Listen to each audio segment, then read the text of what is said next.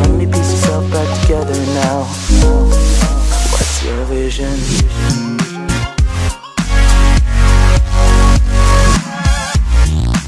Meteors that are larger than 100 meters in diameter and pass within 4.6 million miles, 0.05 astronomical units, are classed as potentially hazardous asteroids. 2017 EG3 was first observed by the Mount Lemmon Survey Observatory, northeast of Tucson in Arizona, on March 7. Today it came within 4 lunar distances (LDS) of the planet, or 0.0112047, just over 1 million miles away. The Moon orbits at a distance of 0.002570, around 238,000 miles. It will pass by again on Monday, but will only come within 55 LDS. 100 years of killer strikes starting in 2017. A previously unknown asteroid belt has been located in deep space and is now hurtling towards our part of the solar system. It means a global killer could collide with Earth as soon as 2020, wiping out life as we know it and changing the climate for millennia. The terrifying predictions came as NASA revealed disturbing new data showing 400 impacts are expected between 2017 and 2113, based on new observational data of objects seen in space over the past 60 days. Most will have a maximum diameter of around 100 meters, the size of 7 double-decker buses, and the potential to cause significant damage. But concerned scientists warned a colossal monster is also heading our way, with one mega-asteroid threatening Earth in just 6 years. It follows claims this week by physicist Professor Brian Cox that a bus-sized asteroid,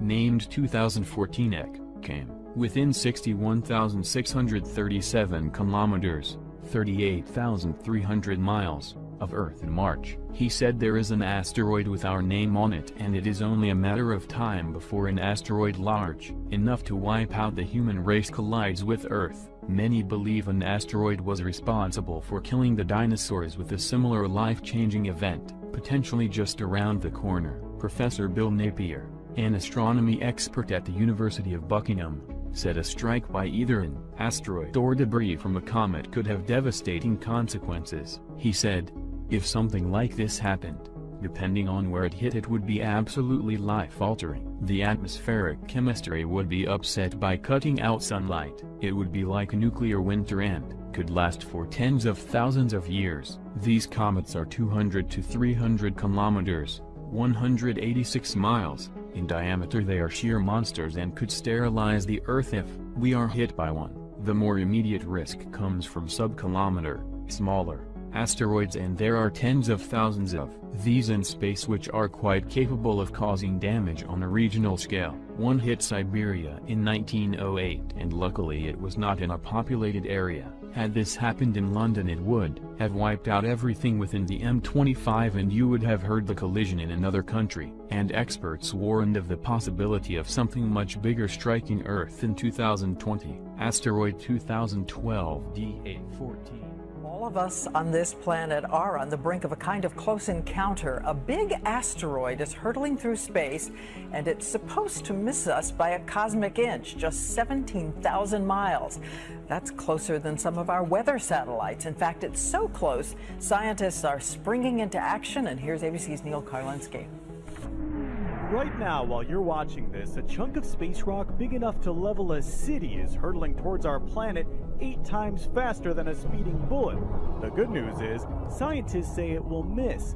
The scary news is, the 130,000 metric ton asteroid called DA14 is the size of half a football field, and it will be much closer than the moon. In fact, it will thread the needle between Earth and the roughly 600 satellites around us, the ones that your cell phone relies on, possibly even smashing one to smithereens on its way by.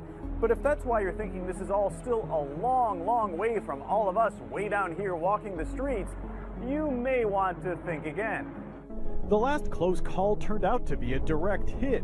It was 1908, and luckily it hit the middle of nowhere, Siberia, decimating 1,000 miles of trees, but no people. If a very large asteroid hit, it would probably create the same kind of disaster that wiped out the dinosaurs.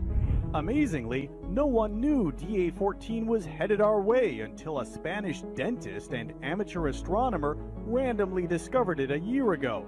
NASA doesn't have the resources to look for asteroids, which is why a trio of American astronauts and rocket scientists are raising money to launch their own asteroid early warning system called Sentinel, a dedicated telescope scanning the stars for threats. This asteroid is a wake-up call that we should be looking out there. These things do hit the Earth. Scientists say we can keep the planet safe if we just know what's out there headed our way. Ulchodas, a planetary astronomer at NASA's Jet Propulsion Laboratory, JPL, said, the orbit for 2012 DA-14 is currently very Earth-like, which means it will be very close to Earth on a regular basis. Professor Napier said the Earth is at risk of two types of strike asteroids, which are lumps of rock, and much larger comets formed from ice which shatter into billions of diamond-like pieces as they hit the Earth. He said though some famous comets like Halley's Comet present little risk, there are similar ones out there, which could have catastrophic effects. The Swift-Tuttle Comet, discovered in by Lewis Swift on July 16, 1862, group warned an impact by an asteroid larger than 1-2 kilometers could throw the climate into chaos, triggering crop failure and loss of life. An impact by an object larger than about 5 kilometers is damaging enough to cause mass extinctions.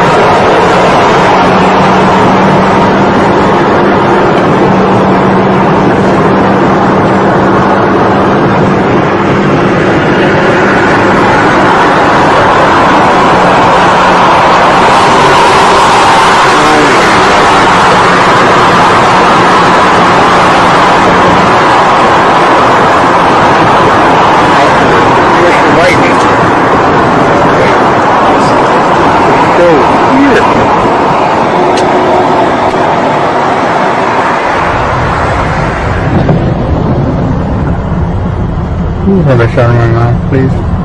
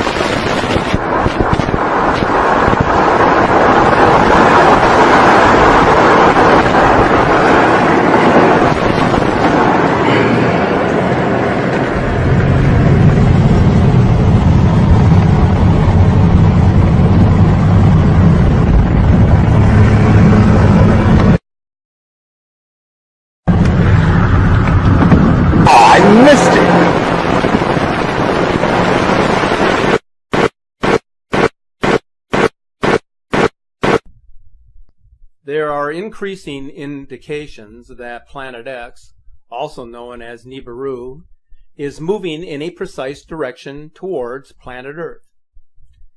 So what does this suggest for those of us who dwell on this planet? Is there actually a biblical link that correlates with the end times as we know it? Many of you believe that NASA and other government bodies, such as the Pentagon and the CIA, are aware of its approach. Your belief carries considerable weight, considering the recent publication of scientific studies claiming that there is proof of an unnamed mysterious planet lurking beyond Pluto. The claim was determined by observations of gravitational influences on a group of celestial bodies called the extreme trans-Neptunian objects, which are orbiting our sun beyond Neptune.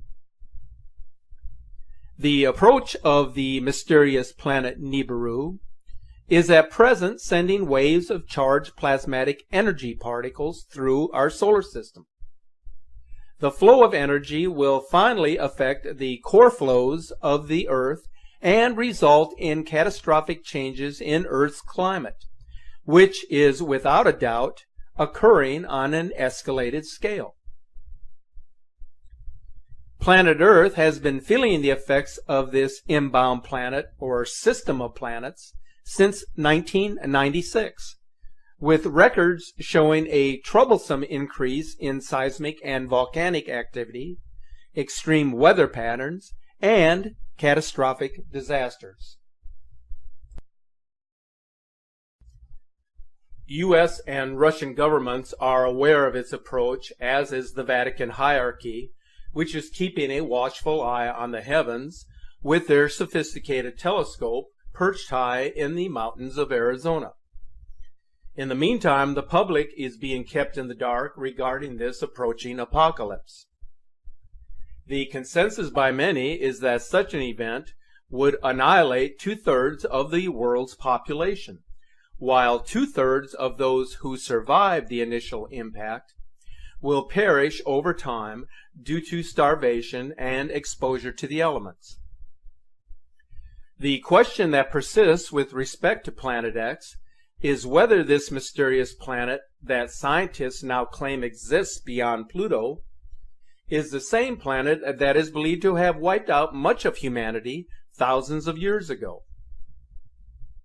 There is, however, more to this story than what meets the eye.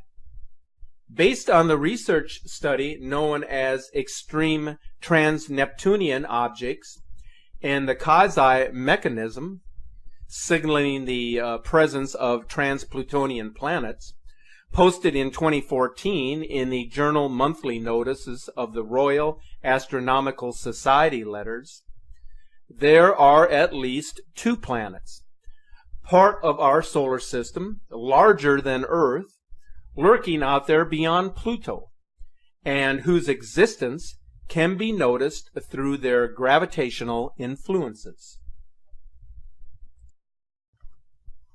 So it is fair to say that NASA understands that these planetary objects are a serious threat to our civilization.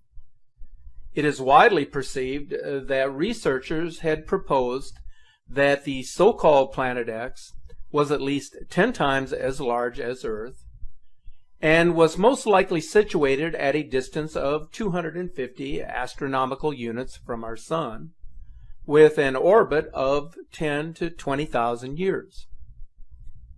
There is an understanding that an approaching large body or a star system of planets and moons can trigger considerable differences in magnetic activity, and recent data from our magnetosphere indicates that this is what is now taking place. There were even suggestions that Google Sky had revealed an area in space that had been censored by NASA, showing the winged globe moving through our solar system.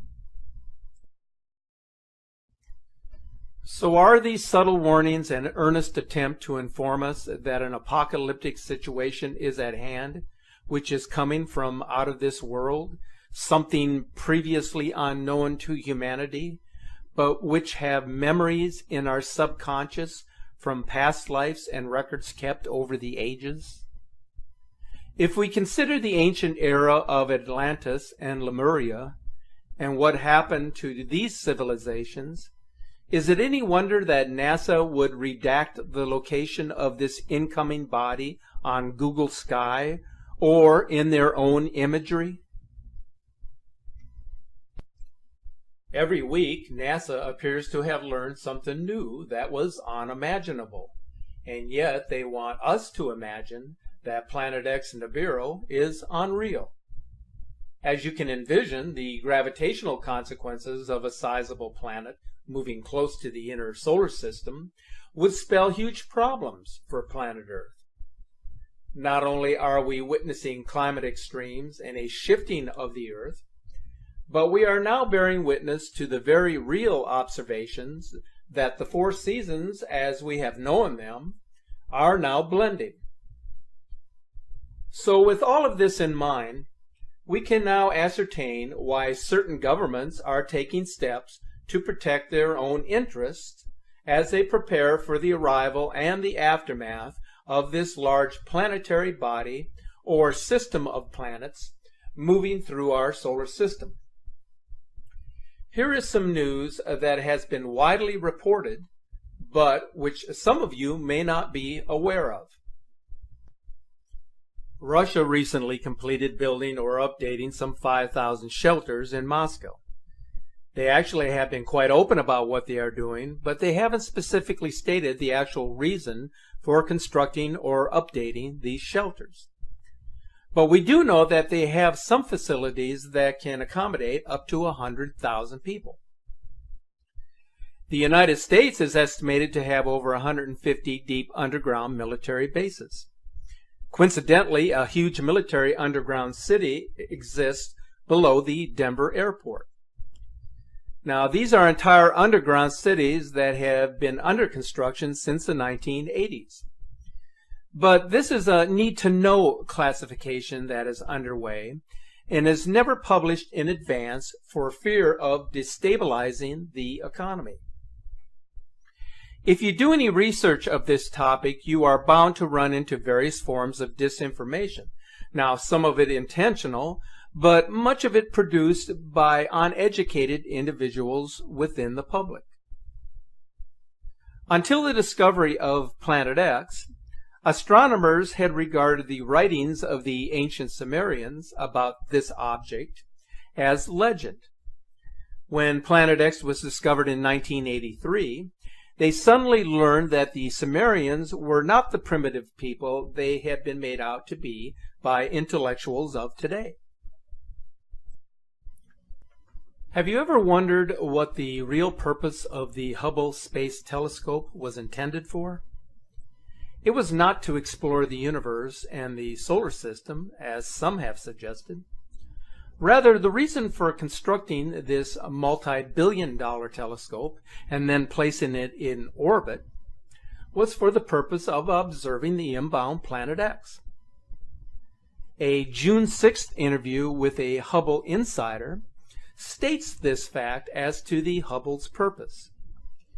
He watched this mysterious body through the Hubble telescope and stated that this thing looked as if it was nearby, and the Hubble got cut off, and they encrypted it, and that was the end of any transmission. So let's listen to this interview. Back in the 1950s, most people aren't aware of it, but there was a scientific storm in America all through the late 50s about this thing out there in space, because the astronomers were all watching it, and that was back when they weren't afraid to talk about it. It was in the science magazines. I mean, I had a subscription to, like, Popular Science, and hell, it was on the front cover of the magazine one day in, like, 1961. And I was really excited when I saw it, because here's this giant red planet on the horizon of the California coast, and a humongous tidal wave coming in towards the coast. And having grew up in the mountains of the Sierras, and this thing in the magazine, it said this tidal wave coming in was going to be at least 3 miles high. And I went in and showed it to everybody in the house, and they laughed, and they said, look, it says right here, there's nothing to worry about. It won't be here for another 50 years. Hey, guess what? That 50 years has came and gone, and this baby's out there in the sky. They've been watching it. I watched it, and I can tell you, this thing has got so much trash coming around it. You know how we live in a solar system? We've got 9 planets and a big sun. This thing has got 7 planets and its own sun. The years as it went by and we watched it, it got bigger and bigger and bigger. And then finally, about 2008, we could see this thing like it was across the street. And we could see that it was a blazing hot ball of fire, giving out sparkles of red iron oxide dust for thousands of miles in every direction. And you could see the planet circulating it. Now, I'll tell you one thing that I really am nervous about. I think this thing's got a planet like ours circling it. This is its own solar system. We're about to have a solar system come through the middle of our solar system. This can't be good.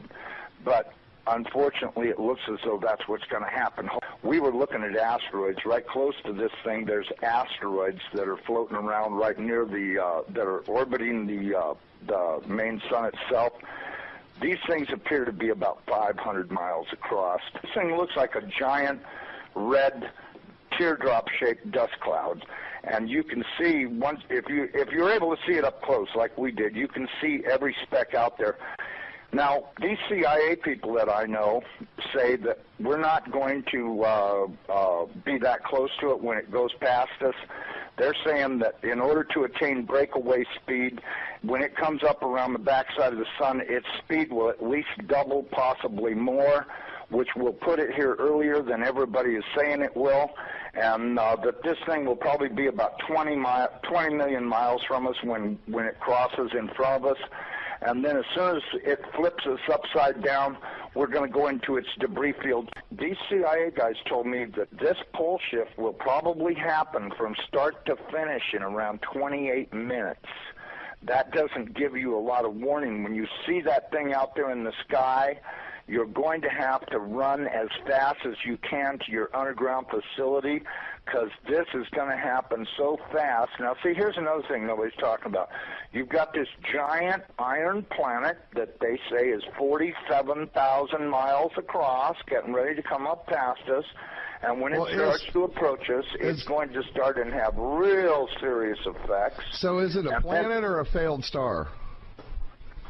It's not a failed star. You know, I saw this thing up close. It did not look like a failed star. It looked just like our sun. Right. Okay. Would you call our sun a failed star? No. Okay, well, you had said planet. I wasn't sure if it was like a failed star brown dwarf or a full sun. So it's a full sun? It looks to me like a miniature sun, just like the one we have.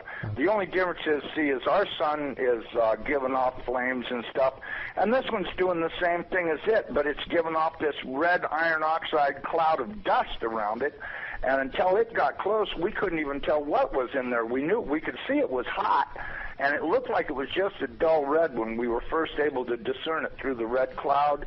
But as it approached, it started to become more apparent that this thing is just orange hot. Right. And it's got this enormous, and I mean enormous, at least 50 or 100,000 miles on each side of it, this red dust cloud that goes all the way around it.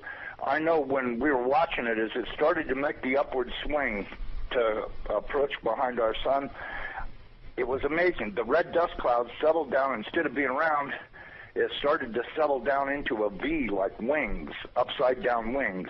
Right. And I thought, boy, I wonder if that's where the ancient Sumerians got the idea this thing had wings, because, you know, centrifugal force is a funny thing. When it comes back up around the planet, when we see it in the sky, my guess is it's going to look like it's got wings, because centrifugal force is going to be pulling the red iron oxide dust and particles out to one side. This thing's going to look like a big red dragon, exactly like all the ancient Sumerians and the Chinese and all the rest of them that had documented this thing's passing before. It didn't look like a white ball or a snow cloud or nothing. It looked like a big red iron oxide dust cloud with a superheated star in the middle of it. And I mean, you know, and that's what we've seen. So, you know, I don't care what anybody else says. There's a possibility. There's more than one thing out there. You know, I watched it through the Hubble Space Telescope, and when this thing looked like it was across the street, the Hubble got cut off and they encrypted it, and that was the end of any transmissions we had to watch. And we know that the Hubble, in order to be in the shadow of the Earth, had to be at an angle, and so that meant it was looking downward, and this thing was coming up underneath of us, and I tell you the honest to God truth, I personally think this thing is real close to us right now, but, you know, that's just my general feeling that, you know, and I'm a pretty psychic guy. I have the feeling that this thing is right close by and that we're going to see it any time, okay? Because, listen, they've known about this thing forever. And I mean, they've known about it forever. I mean, if I read about it in a science magazine in 1961, that tells you that, I mean, it's only 1,800 years away. How could they not be able to see it when it came around the backside of the last sun and headed this way? Right, right. You have to know they've been watching it, because if you know, Carl Sagan was showing stuff that they took with their old telescopes that was billions and billions of miles away. And this thing's only 1,800 years away. Well, and by 1930, it was only 70 years away. You know, we do estimate that this thing, let me give you a thing, maybe you can figure out your own timeline. We estimated that this thing is traveling around 3,500 miles an hour, okay? Okay. That was our estimate of its speed. Now, it has been picking up speed, and that's the reason why we think it's going to arrive early, because when it comes around the backside of the sun, it's got to double that speed in order to attain breakaway speed to leave the sun and not wind up orbiting it. It's never orbited the sun in the past that we know of, so that means that it's going to have to attain breakaway speed to head back out into space. Now, you look at the NASA videos, photos, and all this other crap those morons put on the internet. This thing is coming in. It's going to, as soon as it goes around the top of the sun, it's going to go back out into space. Right. And it's going to do this really fast. When it goes past us, it's going to go past us so fast that we'll almost have no time to get ready. That's my opinion, but, you know, just drawing it out on paper a few times and thinking about it, and I went, you know, if this thing picks up enough speed to make breakaway speed, then that means it's going to come past us. You know, this thing, according to what I was told, is that this thing is approximately 47,000 miles in diameter, you know, 4 or 5 times the size of the Earth, and it'll come past us, and we won't have a lot of warning, and we won't get to see it in the sky until it's on us. Now, I was told that the poles are not shifting at 42 miles a year. They're shifting at 42 miles a day. And the reason is because this planet is rolling over to face this thing. Now, when it goes by, it's not going to push our North Pole away. It's going to grab our southern pole with its northern pole, and it's going to be like somebody kicked this planet in the ass. That earthquake that it talks about in Revelations, when the opening of the sixth seal comes, from what I've been told, that's very accurate, because that's exactly what's going to happen. There's going to be a massive earthquake when it locks onto us. As it goes past us, we're going to follow it right upside down. The oceans are just going to be roaring from pole to pole, as you could well guess they would, because if you take a planet that's 7,000 miles across and roll it upside down in 30 minutes, you're going to have some real serious problems with wind and water. We should be preparing to expect this thing to show up anytime. So this particular insider is stating in the most revealing terms that something ominous is heading our way that NASA has known about for decades. Nibiru, aka Planet X, and referred to by the Vatican as Wormwood, has a mass that is 3 to 5 times the mass of Jupiter. Its composition is cesium, iron oxide, iron, oxygen, and ozone. And according to the interview by the Hubble Insider, it consists of 7 planets and moons that orbit it and innumerable asteroids. Its existence is known by all of the major governments of the world, and they are prepared, as I described earlier in this presentation. The object is very big, and until recently it is a red dwarf star visible only in the infrared spectrum. The agent claims that the government is monitoring the system and that in 2008 it could be seen in high detail with infrared telescopes. But the manner of observation is beginning to change. Using deductive logic, a number of independent videos are capturing its close approach now.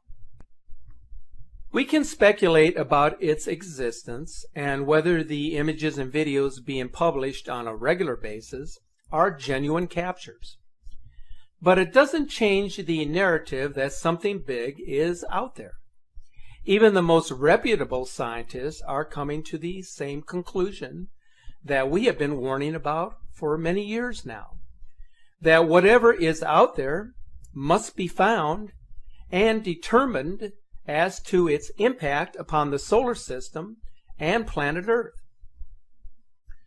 So it's no longer a question of whether it actually exists, but rather its actual location and how long before its absolute impact will be felt on our planet. In closing, I wanted to share with you a few troubling observations that were posted recently on Facebook. The first one is a capture from the Skycam Observatory in Deakin, Australia, showing the